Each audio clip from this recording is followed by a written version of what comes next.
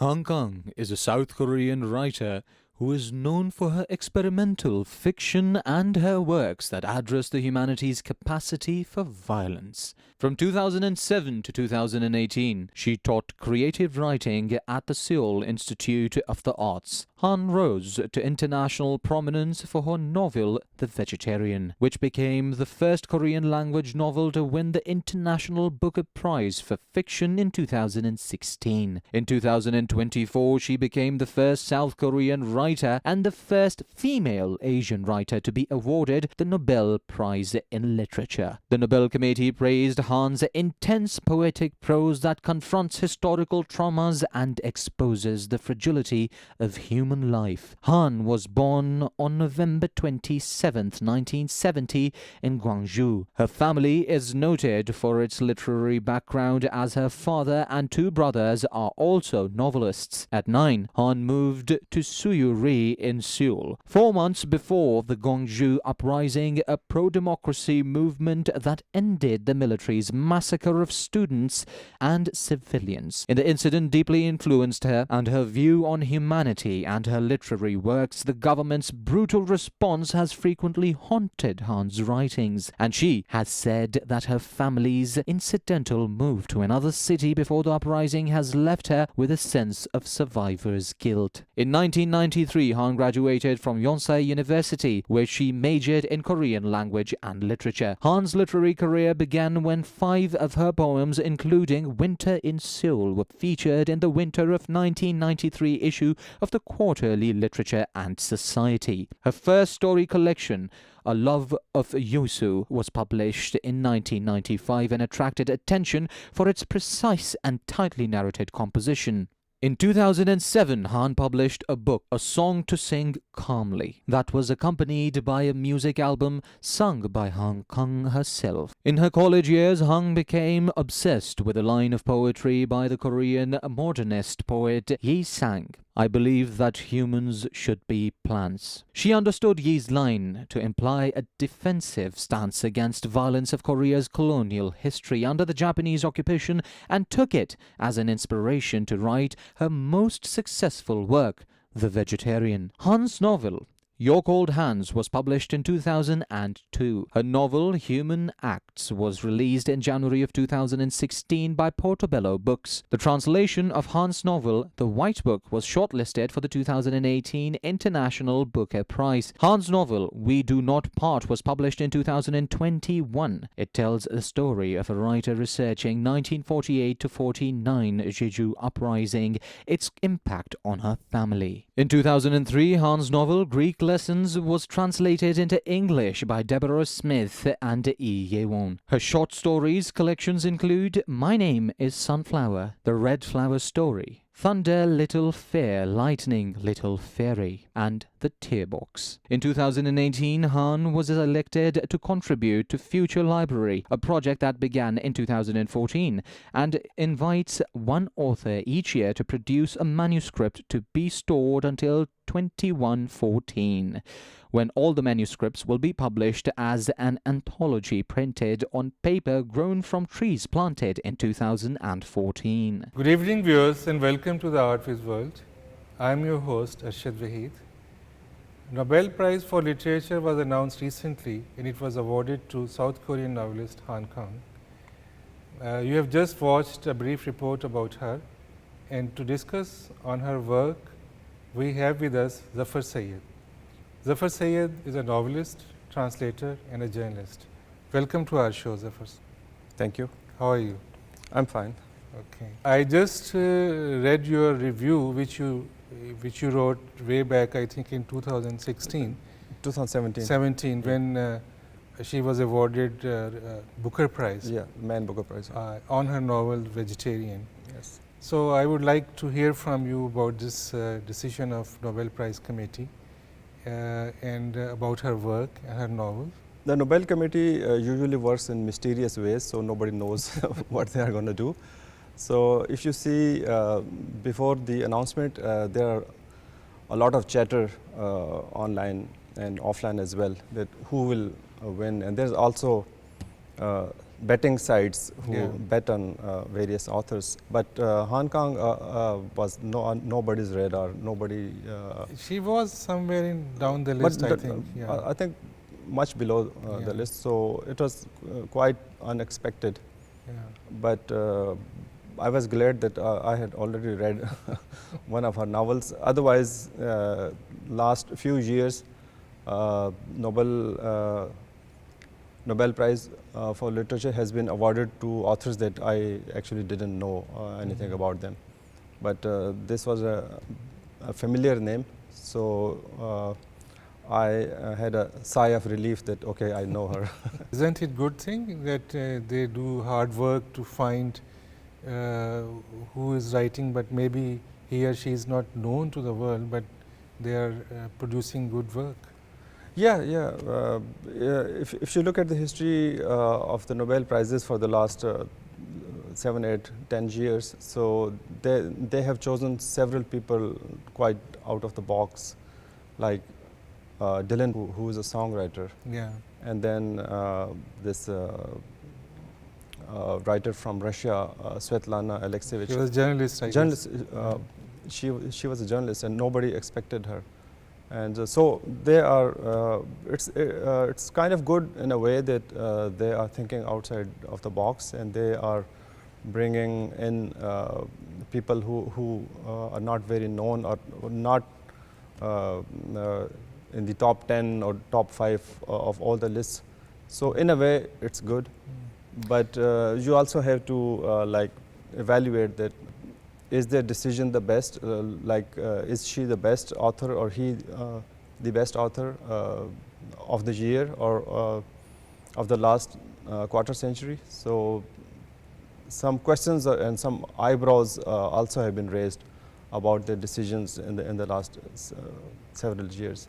In many ways, I think the decision would remain subjective. I mean, how Nobel Committee, their members, they think and they decide about that. There might not be a very hard and fast rule how to decide this, who is going to win. Yes, absolutely. They have a process in place which set to roll about a year earlier. So usually they actually write to people, prominent authors and previous Nobel Prize winners in September the previous year. Okay. And then they get the nominations in November or December, and after they have a team which actually prepares a long list and then a short list, and then they read all the works, and then so it's a long and hard, and nobody will absolutely agree on any one author. Yeah. But it's good to know that they have a process in place, even though we can question it. But There are many popular writers, and most of people know them. But suddenly, when a writer wins a Nobel Prize, so he or she, her work, that they get more in publications and all that. But after a couple of years or so, people forget them if their work is not of merit. Yes. If you see over the history of the Nobel Prizes, there's several people who nobody knows now. Yeah. Like if somebody got a Nobel Prize in 1930s and 40s and 50s, so their only distinction seems to be the Nobel Prize. But there are other authors whose legacy is still with us after many decades. So Nobel Prize can give fame and opportunity and book sales for a few years, but it doesn't guarantee long-lasting fame. Let's just have listen your views about her work. Mainly, maybe we can start her very popular work, The Vegetarian, novel. Yeah. From that, and we can discuss other Yes, things yes. of her as well. Can I read someone's views about Absolutely. her novel? Absolutely, you can Okay. read. I read The Vegetarian first. I found it subversive, poetic, dark, violent, and genuine. It was something unlike anything I had read before, and it seemed to stand in a league of its own. It's a deeply feminist book, purely because it's a deeply human book that deals with a woman's breaking with everything she has ever known, her family, her husband, all society. It was a transformative read and unpretentiously radical book. So, I have some other views as well, but let's first hear from you. Okay, no doubt about that, this is a kind of subversive novel, which breaks away with the norms of the society. And South Korea, actually, even though it's a very industrialized nation, but they have still their own roots, their own familial ties and their patriarchal system. So in a kind, it's also a kind of traditional society. And this novel, actually tries to break all bonds. And the main theme is very simple. A woman suddenly decides to stop eating all kinds of meat. She goes vegan. It's not actually a vegetarian, but it's actually vegan because she suddenly avoids all kinds of meat. And this is a very simple premise of the novel, but from this very simple decision of hers emanate a very complex chain of events, and which cuts to the core of the society, and her whole family gets involved. Her husband is very annoyed with this act, and slowly her mental condition deteriorates towards the worse. And so it actually reminds me of Franz Kafka. Yeah. It's kind of Kafkaesque work because in a very famous story by Kafka, Metamorphosis. So suddenly something happens. A man turns into a cockroach. A big bug, yeah. A bug. And from this simple premise, everything follows from there. So here, and the beauty of it is that we are not sure that why did she take this step, what happened, because we are not shown her inner mental state. There are 3 chapters of the novel, or 3 parts, but they are narrated from the point of view of different characters. Yeah. One is her husband, another, and the last chapter is from the point of view of her sister, and the second chapter, it's from the point of view of her brother-in-law. So none of the chapter or none of the sections of the book shows us that what she is actually thinking. She is just shown from the outside, so she comes out as a cold woman, and we are not exactly sure that why is she doing this. And her simple decision of shunning the meat, it's so subversive that it just kind of breaks all ties with the reality, not with, only with her own family, but the whole fabric and structure of the society. So, like I said, it's a kind of subversive piece of writing, and I hadn't actually read anything like it that goes deeper and deeper and deeper into the aftermath of her decision. So it's a fascinating piece of work. When you say that she refused to eat meat, how does it show her resistance, her rebellion? If I could refer a short story of hers, which is The Fruit of My Woman, which was published much before this novel, and people say that it's almost extension of that story. Yes, it is. In which there are clear references. I mean, not very direct, but you can make results. You can understand why she's doing that. And there she feels, I mean, she's a woman who doesn't want to get married because she doesn't want to have restrictions on her life. She wants to roam around in the world, have different experiences, and she has a passion for natural life. She abhors these concrete buildings of the cities, Okay. and in their their homely life is also very cold, because she doesn't get that kind of warmth and sense of belonging from her husband as she expected. If she is ill or she is sick, if she wants to go to the hospital, she has to go on her own. And because she cannot live the life she had dreamt of once, and she is chained into that daily routine of a marital life. First, there are some scratches which appear on her body, and then gradually she turns into a plant. And that is how she has very clearly shown what the main message of the story is. I mean, so maybe there are some things, some strong references in this novel, The Vegetarian as well, which you can.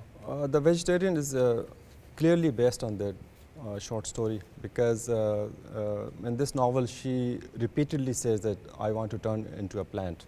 Yeah. So, and she also says that I saw a dream. When anybody challenges her that why you are avoiding all kinds of meat, she says that she just says that I saw a dream. And then the novel shows us a few glimpses of the dream. It's very visceral and very brutal. Yeah. We see blood, we see raw meat, animals being slaughtered. So there are snippets of the dream scattered throughout the chapters. So apparently it's a kind of nightmare, and she suddenly saw this nightmare, and after that her only two responses in the novel, two coherent responses are that I saw a dream, and then she said that I want to turn into a plant. You have just used the word visceral, and I must say that all her stories, most of her fictional work, I mean, that very clearly shows the effect of outside world happening on her body or the body of the protagonist, whosoever it is. People say, a lot of critics also say that her novel, short story and novel, they are Kafkaesque. These are two different things. In Kafka's Metamorphosis, the story begins with the transformation of that man into a big bug, and then here, whereas it takes the reader to the end in her transformation. So, do you think she has tried some more added value to this experimental literature in a way? Yes, yes, absolutely. And the germination of the novel is also very important. That it was published first as a short story in I think 96, 95, and then the 3 chapters of the novel were published separately as standalone pieces in 3 different journals, and then she actually collected them together in I think 2007 or something. So it means that she has been thinking about this idea for a very long time. And Wyatt said that it's Kafkaesque, that because we are not sure what's actually happening to the main character and what's going on in her mind. So we are not actually given access to her mind. And another thing is there's kind of metamorphosis that suddenly happened overnight after she saw a dream. So it's a kind of mental metamorphosis that she starts avoiding all kinds of meat. In the beginning of the novel, she goes away and she throws all the expensive meat in their refrigerators. So her husband actually cannot accept this, that why this happens. And it's also been called a feminist novel. So it's so complex that you can slap several labels on the novel. It's Kafkaesque, it's experimental, it's feminist, it's about like ecology, like environmental issues are also raised about this novel. So it's so complex that different people see in their own ways. And we can also discuss the feminist, it from a feminist point of view. So her father and her brother, her sister and her husband, of course, they don't understand her, and they also try to force her to give up her decision. It's very apparent that she wants to carve her own way in her life, but she is not allowed to go with her own decision. So it's clearly there are some feminist undertones in the novel as well. Beauty of it has multiple layers. Yes, yes, absolutely. And they have tried to maintain basic secret of novel as an ambiguity somewhere in these layers.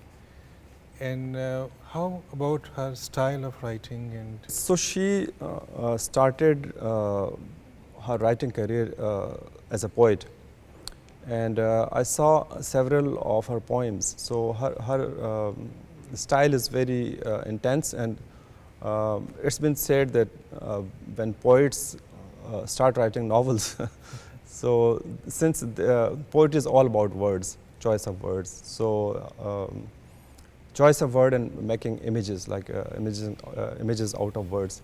So she knows how to paint a good and vivid image, and the whole novel is actually a series of very strong and visceral, the word I used before, images, and it's very concrete. So apart from the openings of each chapter, where she gives those dream sequences, apart from that, they are very concrete and realistic kind of images, and it's very fierce. Like her prose is extremely fierce. Of course, I don't know how is it in Korean, but in English, it's a beautiful translation by Deborah Smith. Deborah Smith. She was also criticized a lot. Yeah, initially. So there were some mistakes in the translation, as people said it. There are many mistakes, and since you are also a translator as I am, so I actually paid close attention to what has been said about the mistakes in the novel, and there are many. There's so many mistakes.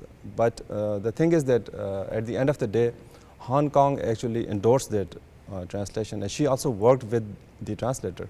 Okay. So, and like all the reviews, apart from the people who know the original Korean and they can make actual comparison between the two versions, other people like this Guardian review or New Yorker or other publications, they're extremely, they like the translation. They say that it's very intense and very beautiful and poetic at times. So Deborah Smith, she was also awarded Man Booker Prize. Yeah. Together with, and also Deborah Smith didn't know much Korean before translating, and she herself says that she learned Korean while translating the novel. So that's why some mistakes were bound to happen. I actually read her other novel, and I have not completed that. It's The Human Acts. The Human Acts. Yeah. I don't know the actual text, but I think it's a beautiful translation. Her choice of words in this translation is excellent. Yeah, especially she isn't a writer and she doesn't know Korean very well, but still if she can get a writer a Man Booker Prize and followed by a Nobel Prize, so she must be praised. And the mistakes in translation, they are very kind of basic mistakes. Okay. So, for example, actually it was discussed in academia as well. I read some articles in journals which actually compared the actual Korean and the English version. And there's very kind of basic mistakes But otherwise, apart from those mistakes, her language is beautiful, and it's poetic, and it does absolute justice to the original. In her other novel, Human Acts, it's also it also has very visceral images, and some way very brutal realities are discussed in that. It starts in a morgue where dead bodies of students are there. I think this was related to some students' uprising which was crushed by the government brutally, and many students were killed. And she had left it happened in her own city where she was born, but she left those cities to Seoul few months before. And she says that she always carries a survivor's guilt with her because so many people who died there, and she was a kind of survivor because she was not there.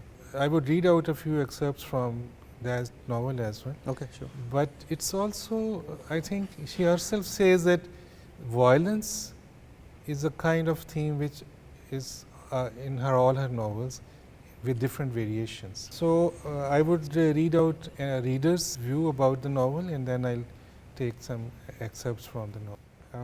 Human Act was traumatizing in its immediacy. It was chilling and violent, and I felt like I was there with those students during the 1980 student protest. I emerged painfully transformed from all of Hong Kong's books. Her book is not a political tract, and most people in South Korea know these facts. Instead, she reanimates the human suffering of this massacre from the standpoint of multiple characters: the grieving, the dead, the tortured, the resisting, the guilty living, including herself. After you died, I could not hold a funeral. And so my life became a funeral. After you died, I couldn't hold a funeral. So these eyes that once behold you became a shrine. Okay. These ears that once heard your voice became a shrine. These lungs that once inhaled your breath became a shrine. It's almost poetic. It's poetic, yeah, absolutely. Yeah. And there's also use of a metaphor, snow, and that is kind of erosion of memory.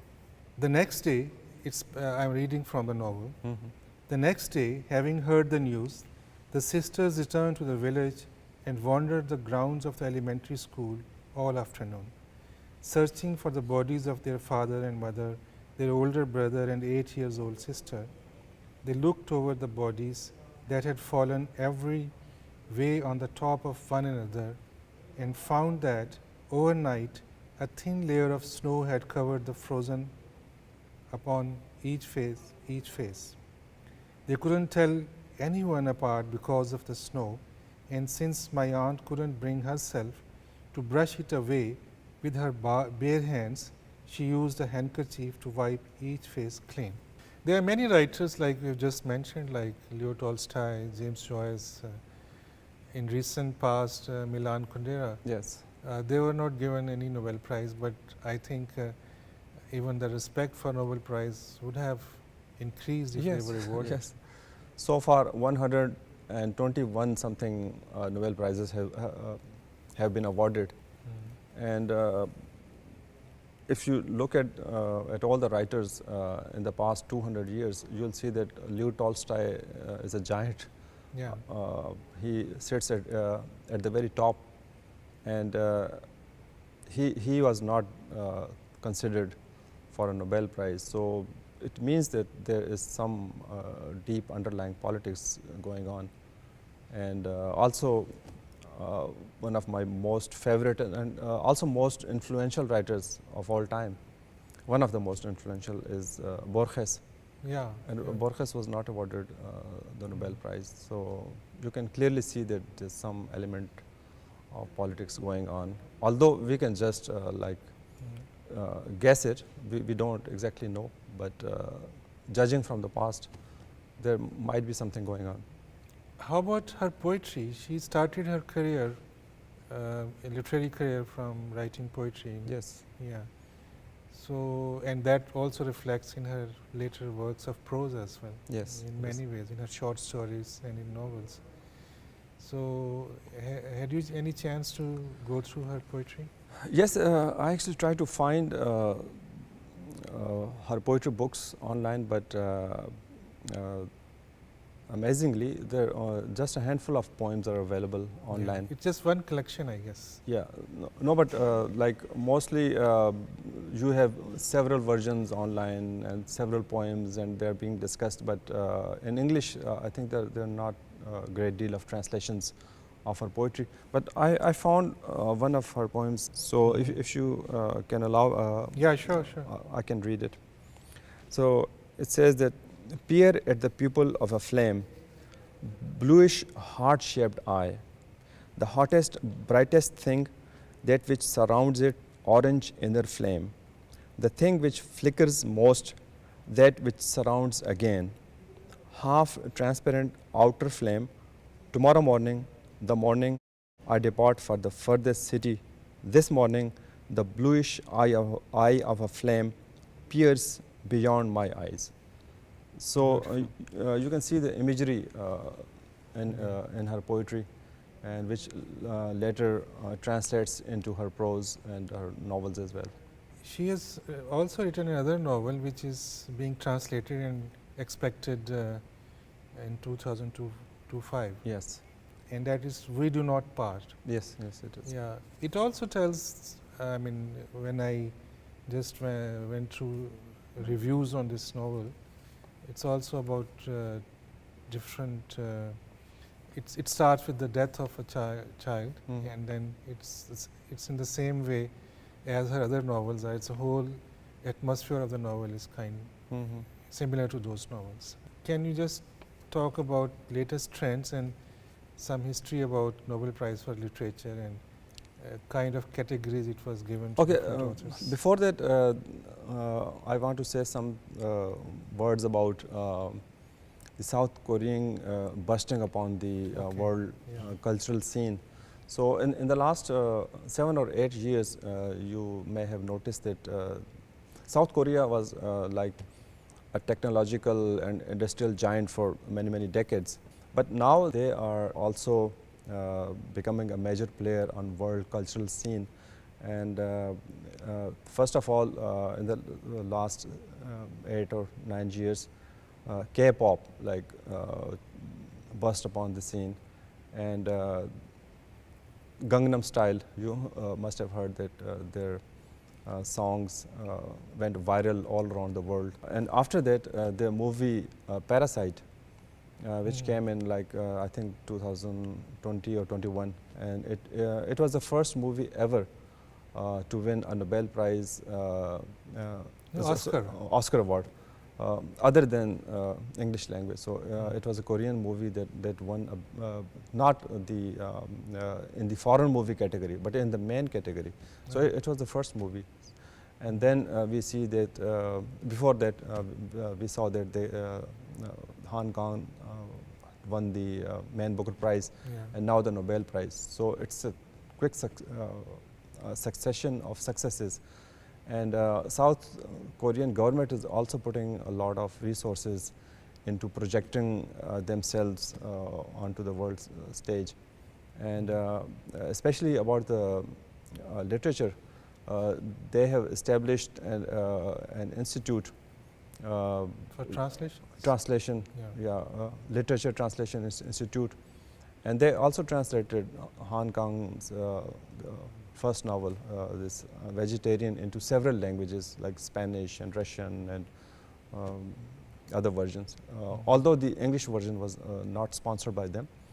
So Korean government is actually putting a lot of effort and resources on their cultural side, and to show to the world that what they think, their music and their film industry and their literature. So shows that if you are a rich country and you are technologically ahead of other countries, but your international worth is only due to the arts. So they are very like mindful of how to project themselves. Yeah. And we see that in the last 1 decade, they are really onto the world scene. Yeah, and that also, I mean, it takes time to get familiar with their names as well. Yes, yes. I think Korean pronunciation of Hong Kong is some different. Korean language is very different from all other languages of the world. It's actually a language isolate. It has no relationship, no known relationship with any other language. Like most of the languages are tied together into language families, but Korean is actually a family unto itself. So and also their pronunciation, their phonetics are totally different.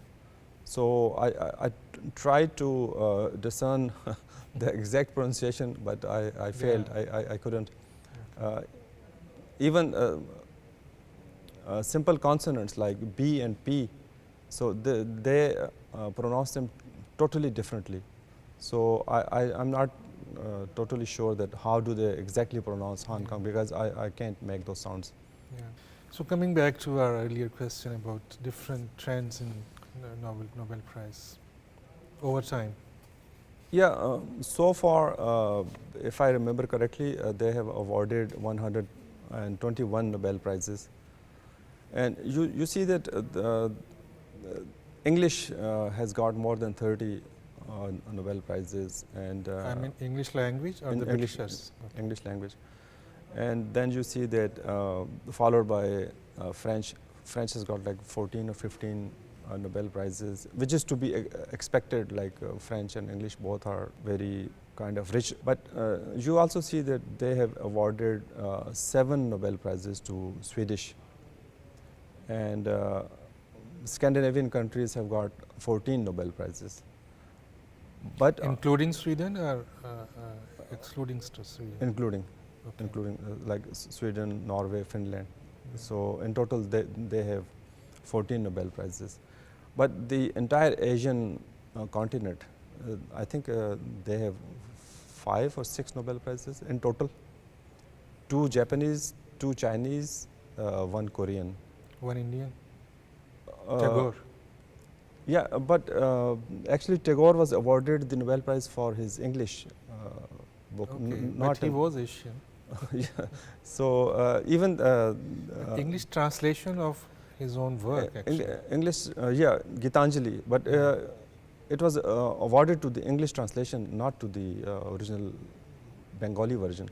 Because if you read the comments by the Nobel Committee in 1913, they clearly says that mention the English language. So it was awarded to the English translation of the Bengali. It's not actually a word by word translation. It's a kind of recreation.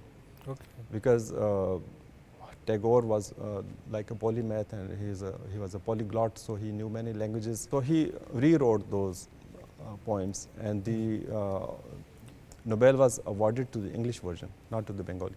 So coming back to this question, you see that just 1 or 2 Nobel Prizes, I'm not totally sure, in Africa, and they too to the English language, like Gurna, Gurna, Chenwa Achebe, and then Coetzee.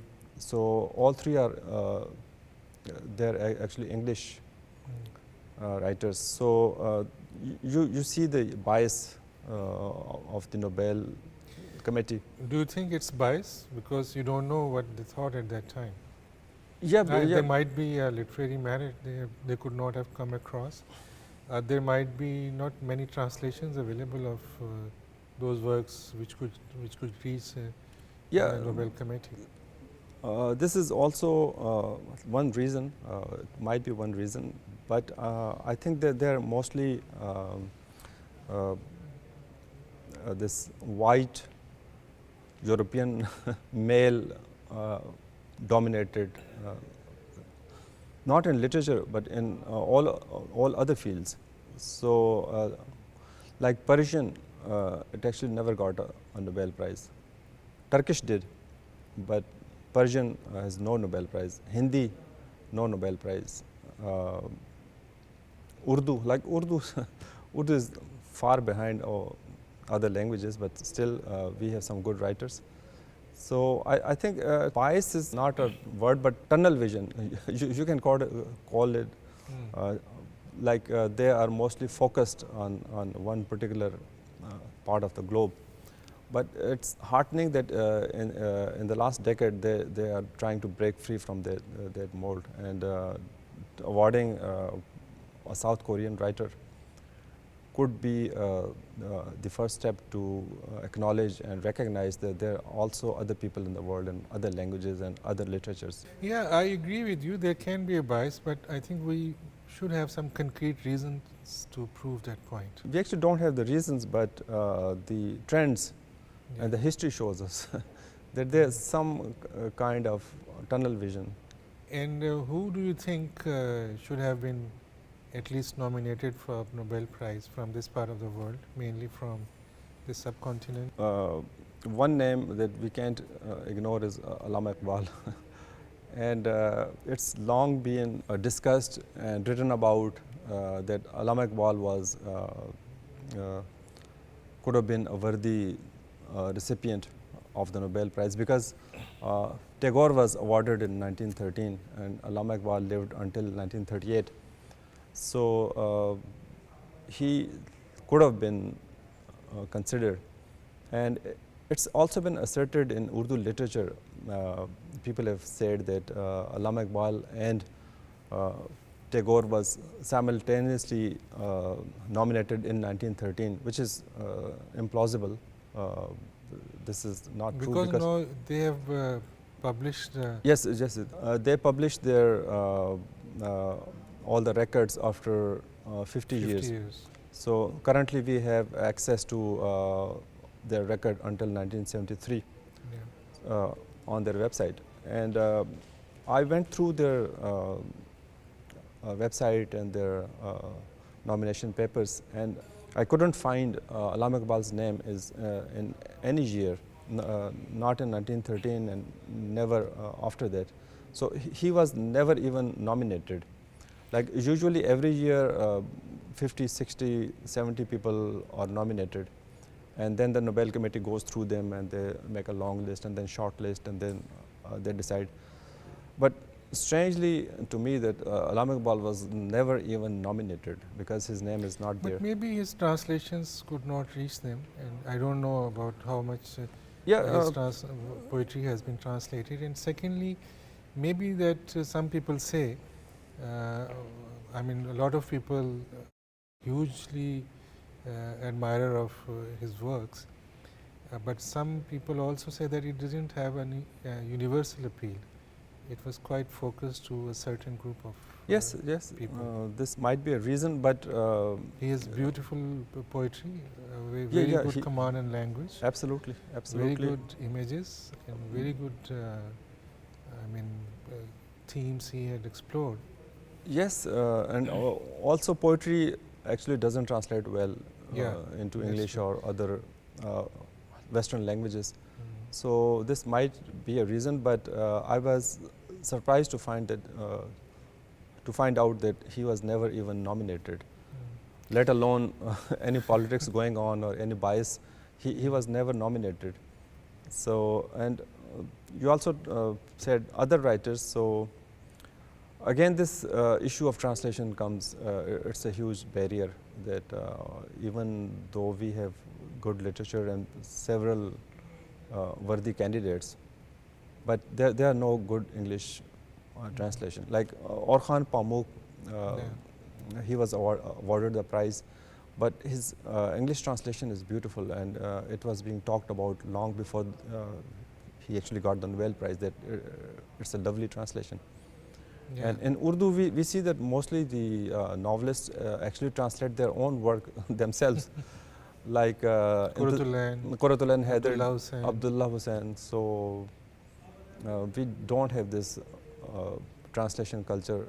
So maybe our government and our academies can take a leaf out of this Literature Translation Institute of South Korea, Yeah. and they established something on those lines to make our literature available to a worldwide audience. And how many women have got this prize so Uh, far? If I remember correctly, I think 18 women out of 121, Okay. which is dismal by any standard.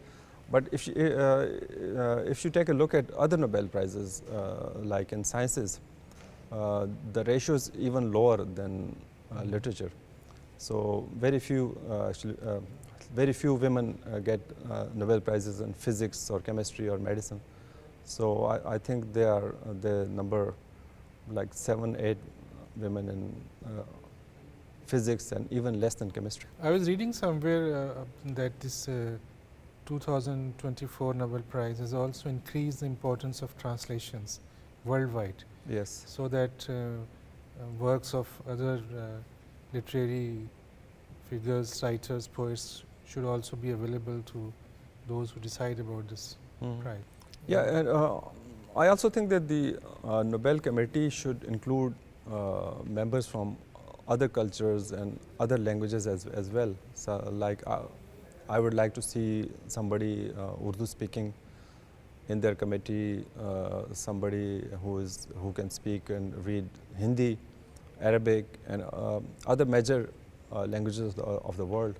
It's a huge academy and it has huge resources. So surely they can afford to have somebody on their committee rather than always relying on translations. So they can include some members of. But anyone who becomes this member will have to rely on translations, because there are so many languages, and you cannot take members from all the languages. I know it. Like there's 7,000 languages in the world, but the major languages are less than 100. 7,000 languages are mostly very, very small languages, just a few hundred or few thousand people speak. Major languages are not more than 100. Thank you, Zafar Syed, for being with us this evening. It's a pleasure. So viewers, thank you for watching us. See you next Sunday, same time.